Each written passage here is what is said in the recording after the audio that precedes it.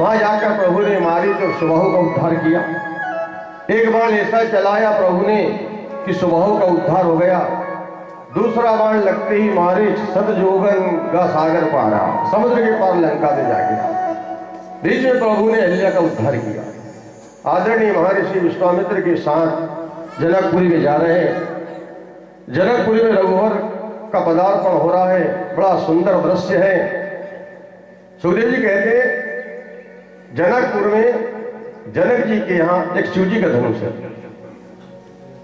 जो जधीश मुनि की हड्डियों से बना था, और बड़े बड़े राजा वहां आए लेकिन कोई हिला नहीं सका, तोड़ना तो दूर की बात। भगवान रघुवर राम गुरु के आदेश का पालन करके बड़ी विनम्रता के साथ प्रणाम करके धनुष को उठाया, और जितनी देर में पलक गिरता है उतनी देर में रघुवर ने धनुष के 2 टुकड़े कर दिए। बोले राजा रामचंद्र भगवान की जय।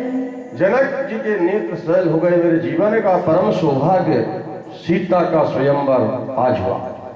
मेरी औरस पुत्री तो नहीं है जानकी, लेकिन औरस पुत्री उर्मिला से बढ़कर मैंने पाला है। मेरी धर्मपुत्री जानकी, और धर्मपुत्री के लिए आज मुझे परम सुंदर वर मिल गया। सुशी से जनक महाराज के नेत्रों में आंसू हुए। परम मां जानकी जगत पिता रघुवर को माला डालने आ रही है। कितना सुंदर दृश्य है। संतों ने बड़े बड़े सुंदर सुंदर भाव लिखे हैं। जब राम जी ने धनुष को तोड़ दिया तो लक्ष्मण जी जनक जी की ओर इशारा करते हैं कि क्यों, एक का धनुष हो रहे क्या। जयमाला लेकर जानकी जी आई। जनकपुर वासियों की आंखें नम हो रही है। लोगों ने अपनी आंखों की पलकों को पकड़ लिया। लाडली बिटिया जानकी जब रघुवर का वर्णन करेगी, और यदि इस समय पलक गिर गई तो इस दृश्य हम नहीं देख सकते, इसलिए सारे लोगों ने अपनी पलकों को पकड़ लिया। माल्य अर्पण करने जानकी जी आई। रघुवीर लंबे हैं, मुकुट भी ऊंचा है, जानकी जी इतनी लंबी नहीं है। विवाह में थोड़ा हंसी मजाक तो होता ही है। रघुवर एकदम तनकर खड़े हो गए। अब माला कैसे पहना। सखियों ने रघुवर को इशारा किया, थोड़ा झुक जाओ रघुवर। राम जी इशारे से कह दिया नहीं। सखियों ने कहा कहीं नहीं झुकते होंगे, पर हमारे यहाँ अच्छे अच्छे झुक जाते हैं। राम जी बोले हम भी रघुवंशी है, कहीं नहीं झुकते। अब सखियों ने सेनापति की ओर देखा। अब सेनापति की क्या हिम्मत कि राम जी से झुकने को कहे। फिर उन्होंने इशारा किया, क्योंकि जानकी जी तो उनके लिए बिटिया जैसी। रघुवर झुक जाओ ना थोड़ा, बिटिया को कष्ट हो रहा है। इतनी भारी माला हाथ में लेकर कितनी देर से खड़ी है। राम जी ने ध्यान नहीं दिया। सेनापति दौड़े दौड़े महाराज जनक के पास आए। उनके चरणों में इशारा करके बोले आप कहिए ना, शायद रघुवर झुक जाए। जनक जी ने बोला रघुकुल कमल दिवाकर को मैं अपने घर बुलाकर झुकने की कैसे कह सकता हूं, ये तो मर्यादा के विरुद्ध है। सेनापति बोले सुनो, गुरु विश्वामित्र जी से कहो, उनकी बात ये टालेंगे नहीं। अब बेचारा सैनिक दौड़ लगा रहा है, लोग अपनी पलकों को पकड़ कर खड़े हैं। सैनिकों ने विश्वामित्र जी से जाकर कहा कि बाबा जरा अपने चेला से कह दो ना, जरा झुक जाएगा। विश्वामित्र जी ने कहा बच्चों के बीच में हम नहीं बोलते, धनुष तोड़वाना था तो तोड़वा दिया, अब शादी विवाह महात्मा क्या जाने। विश्वामित्र जी कहते नहीं। जनक महाराज संकोच में क्या करें। सखियों ने लखनलाल जी से कहा कि लखनलाल आप ही कोई लीला करो, तुम्हारी लाडली को कितना विलंब हो रहा है। लेकिन राम कथा में बार बार बात बात में मर्यादा है। लक्ष्मण जी बड़े भैया से कैसे कह सकते हैं कि झुक जाओ। लक्ष्मण जी का भी साहस नहीं, लेकिन मन में विचार किया कि जब देखने के लिए आंखें तरस रही है, रघुवर उसमें इतना विलंब कर क्यों करते हैं। लेकिन रघुवर से कह नहीं सकते। लक्ष्मण जी अपने मन से उठकर आए, रघुवर श्री राघवेंद्र जी के चरणों में साष्टांग लेट गए, और जैसे ही लक्ष्मण जी ने साष्टांग प्रणाम किया, राम जी माला वाला सब भूल गए और लक्ष्मण जी चरणों में गिर गए। राम जी तुरंत लक्ष्मण जी को उठाने झुके, किशोरी जी ने बरमाला पहना दी। बोले राजा रामचंद्र भगवान की जय। झुक जइयो तनक रघुवीर, सिया मेरी छोटी है। झुक जइयो तनक रघुवीर, सिया मेरी छोटी है। झुक जइयो तनक रघुवीर, सिया मेरी छोटी है। झुक जइयो तनक रघुवीर, सिया मेरी छोटी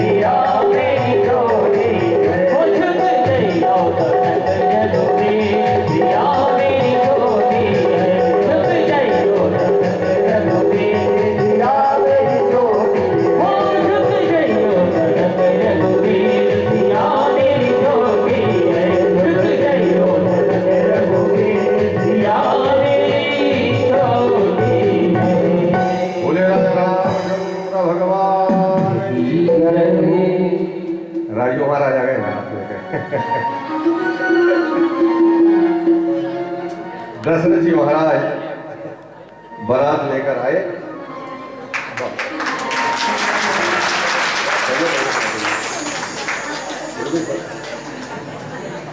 साथ में भरत जी और शत्रुघ्न जी आए। श्री जानकी जी का विवाह परात्पर श्री राम जी से हुआ।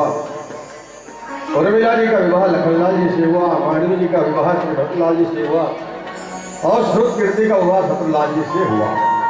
जनकपुर में आज बहुत आनंद मनाया जा रहा है। सब मंगल गीत गा रहे हैं।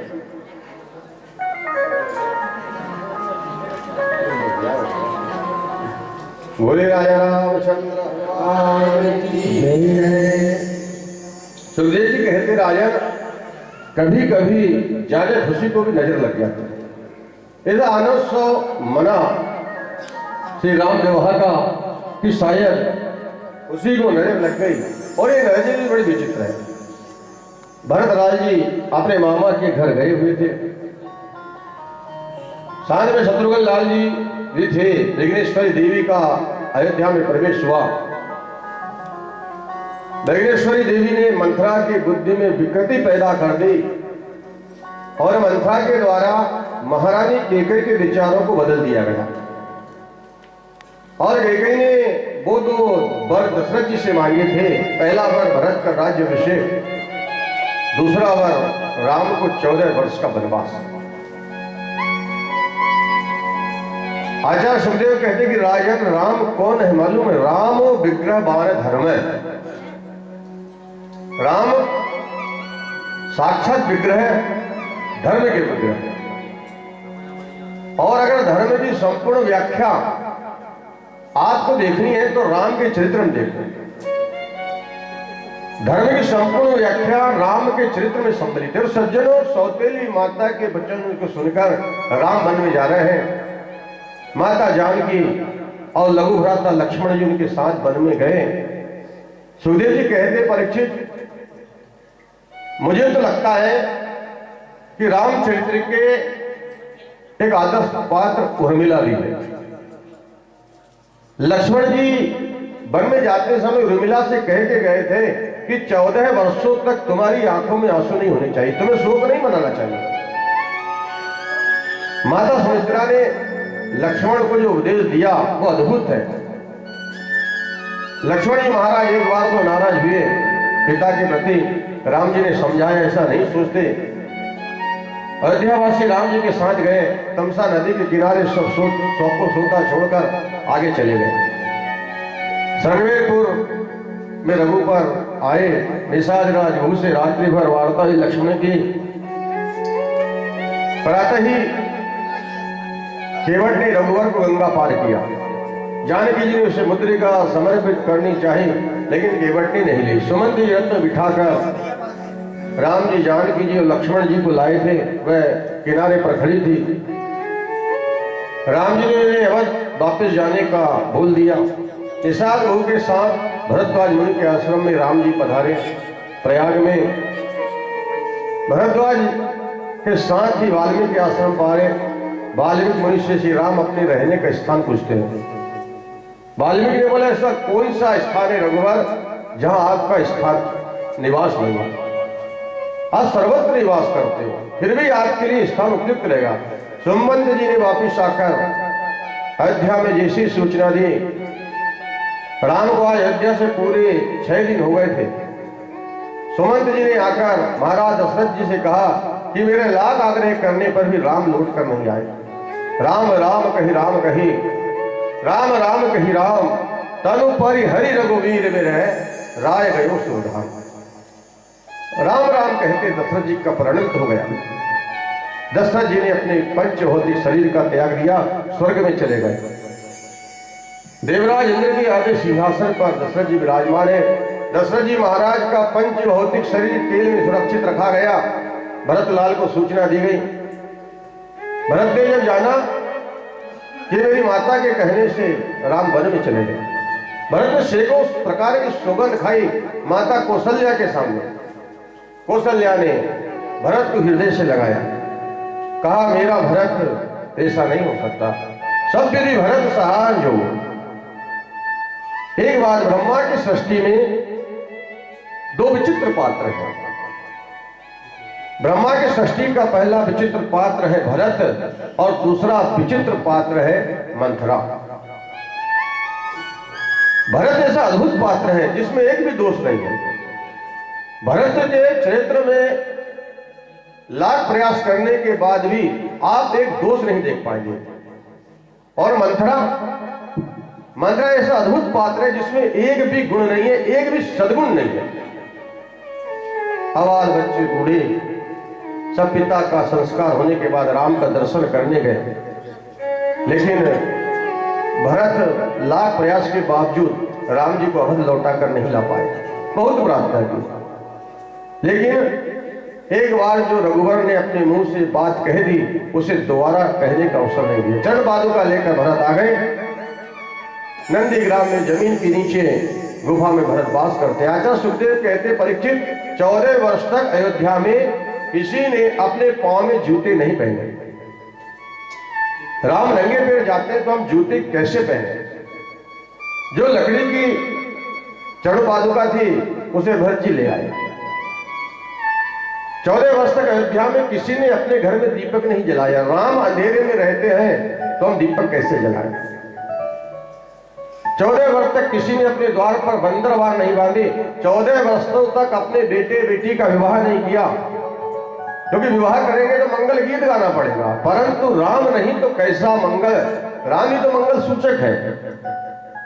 प्रभु अत्रि मुनि के आश्रम में पधारे। अनसुईया जी से जानकी जी को आशीर्वचन कहा। इसके बाद सुतीक्षण के आश्रम पर प्रभु पधारे। अगस्त्य मुनि के आश्रम पर बहुत समय सत्संग किया। धीरे धीरे चलते प्रभु रघुवर की पंचवटी में आ गए। श्री राम जी का पदार्पण पंचवटी पर हुआ।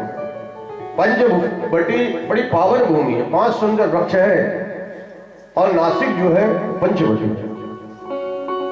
लक्ष्मण जी ने वहां पर्णकुटी बनाई। राम जी स्वर्णकुटी की परिधि में वास करते हैं। उसी समय आगे शूर्पणखा रावण की बहन है। रावण की 2 माताएं हैं। बड़ी माता जी के पुत्र है कुबेर, जो कैलाश पर्वत पर रहते हैं, जिनका बगीचा बहुत सुंदर है।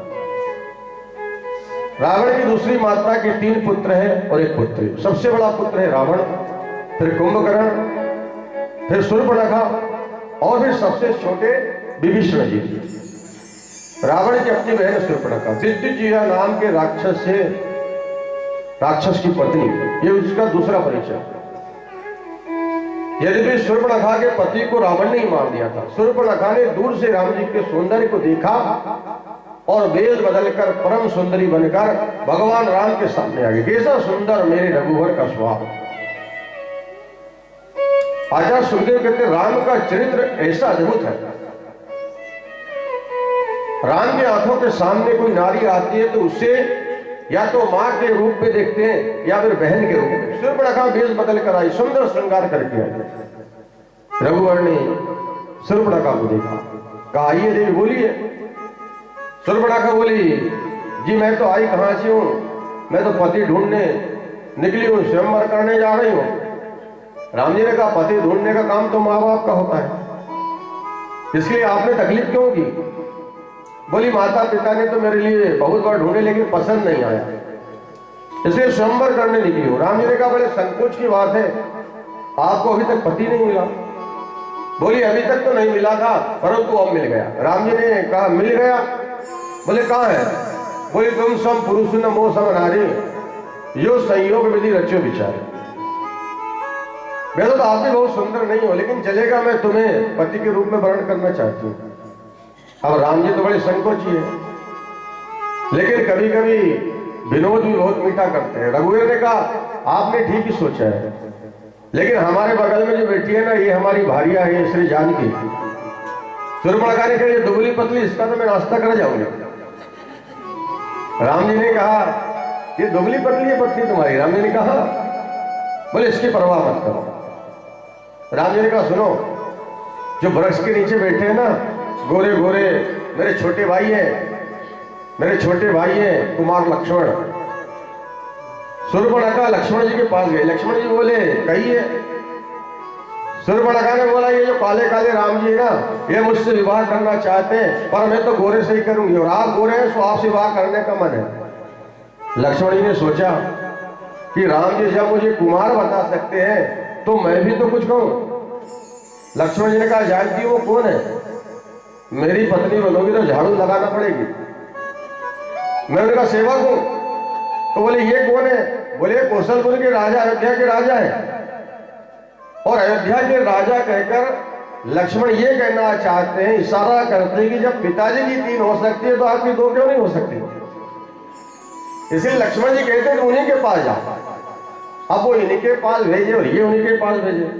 सूर्पणखा ने कहा क्या तुमने मुझे पागल समझ रखा है? रावण की बहन हूं, मैं सर्वनाश कर दूंगी। अभी तुमने मेरा रूप नहीं देखा, कभी इधर भेजते हो कभी उधर भेजते हो, मुझसे विवाह नहीं करते। और पहले तो मैं जानकी को ही नहीं छोड़ूंगी। विकराल रूप लेकर माता जानकी को मारने के लिए दौड़ी। और लक्ष्मण जी तो संकर्षण दिए, साक्षात शेषनाग लक्ष्मण। लक्ष्मण जी ने उसकी नाक और कान दोनों घटा दिए। नाक कहते स्वर्ग को और कान कहते श्रुति माने वेद को। परमात्मा से जो झूठ बोलता है या भगवान से जो कपट करता है, न वो स्वर्ग जाने का अधिकारी है और न वैदिक परंपरा में रहने का अधिकारी है। सूर्पणखा रोती चिल्लाती हुई रावण के पास आई। रावण ने पूछा क्या हुआ, कैसी तुम्हारी ये दशा?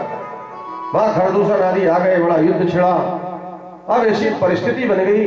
रावण ने मनुष्य से कहा, वो सुवर्ण का मृग बनकर आया, माता जानकी का रावण ने हरण कर लिया।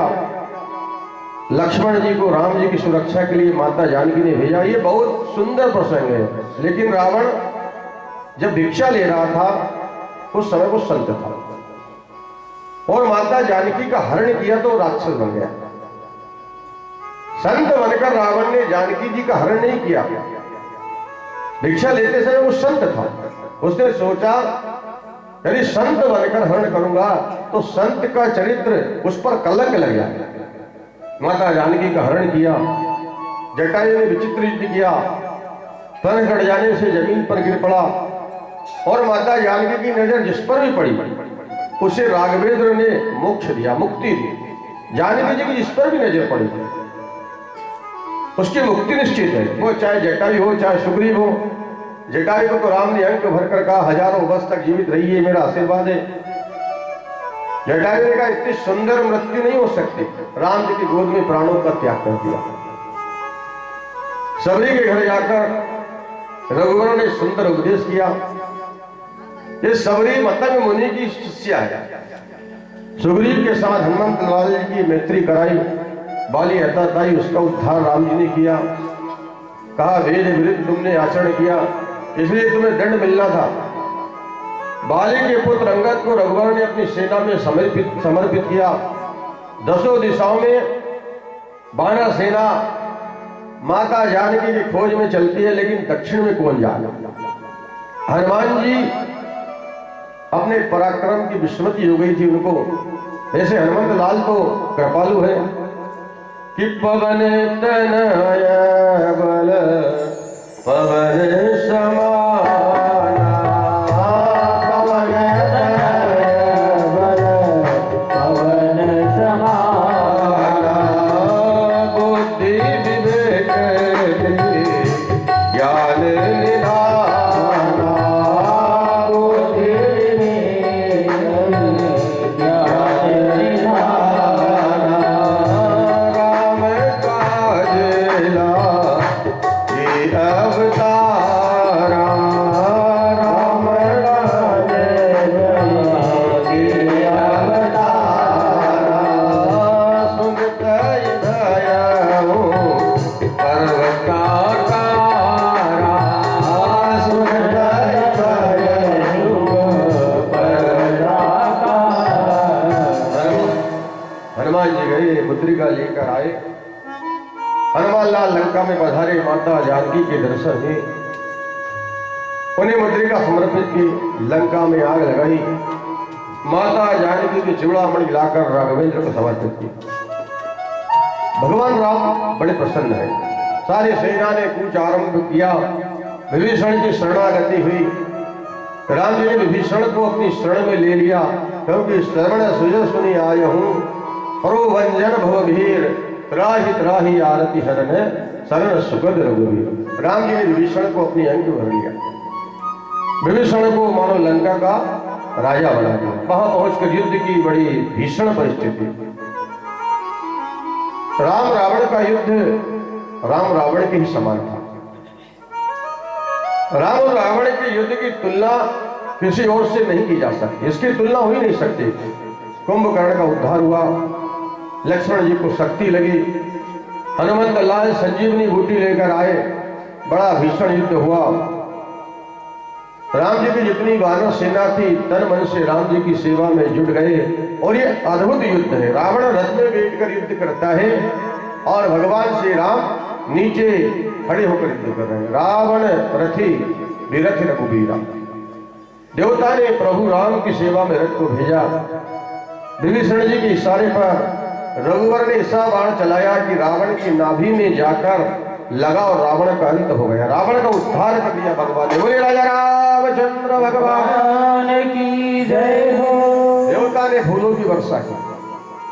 अग्निदेव ने माता जानकी को राघवेंद्र को समर्पित किया और कहा कि मेरे समान और गंगा जल के समान पवित्र से स्वीकार करें। दशरथ जी ने स्वर्ग से आकर रघुवर को आशीर्वाद दिया और साकेत धाम में चले गए। बोले गोपाल कृष्ण भगवान की जय, हरे रामचंद्र भगवान की जय।